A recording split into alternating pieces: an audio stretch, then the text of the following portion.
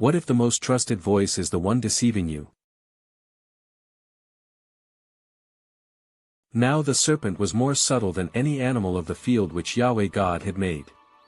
He said to the woman, "Has God really said, 'You shall not eat of any tree of the garden'?" The woman said to the serpent, "We may eat fruit from the trees of the garden, but not the fruit of the tree which is in the middle of the garden. God has said, 'You shall not eat of it. You shall not touch it, lest you die.'"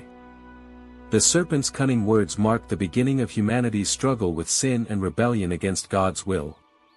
The woman's response reveals her understanding of God's command, but also her vulnerability to the serpent's manipulation. The serpent said to the woman, "You won't really die, for God knows that in the day you eat it, your eyes will be opened, and you will be like God, knowing good and evil." When the woman saw that the tree was good for food, and that it was a delight to the eyes, and that the tree was to be desired to make one wise, she took some of its fruit, and ate, and she gave some to her husband with her, and he ate it, too.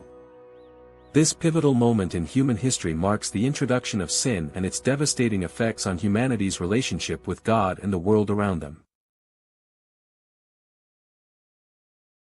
Their eyes were opened, and they both knew that they were naked. They sewed fig leaves together, and made coverings for themselves. They heard Yahweh God's voice walking in the garden in the cool of the day, and the man and his wife hid themselves from the presence of Yahweh God among the trees of the garden. Yahweh God called to the man, and said to him, "Where are you?" The man said, "I heard your voice in the garden, and I was afraid, because I was naked, and I hid myself." The couple's actions demonstrate the inherent human tendency to shift blame and avoid accountability, rather than taking responsibility for their actions and seeking forgiveness.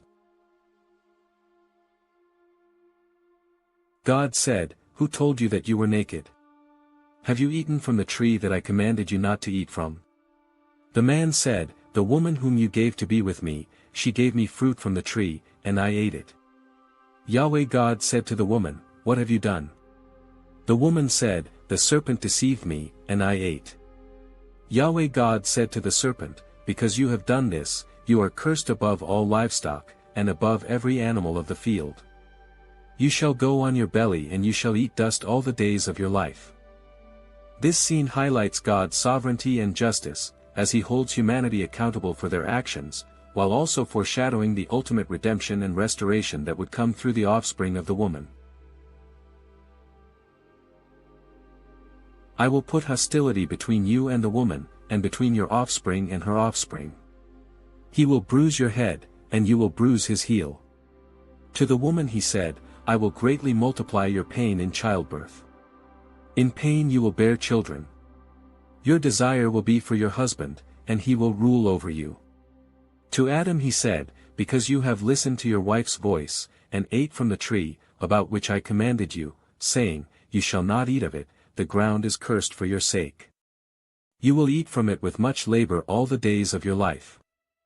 The curse and the promise represent the dual reality of humanity's existence, the struggle with sin and its consequences, and the anticipation of ultimate victory and restoration through the offspring of the woman. The man called his wife Eve because she would be the mother of all the living. Yahweh God made coats of animal skins for Adam and for his wife, and clothed them. Yahweh God said, "Behold, the man has become like one of us, knowing good and evil. Now, lest he reach out his hand, and also take of the tree of life, and eat, and live forever, therefore Yahweh God sent him out from the Garden of Eden, to till the ground from which he was taken. So he drove out the man, and he placed cherubim at the east of the Garden of Eden, and a flaming sword which turned every way, to guard the way to the tree of life." This final scene underscores God's enduring love and care for humanity, even in the midst of judgment and discipline, as he sets in motion the plan for their redemption and restoration.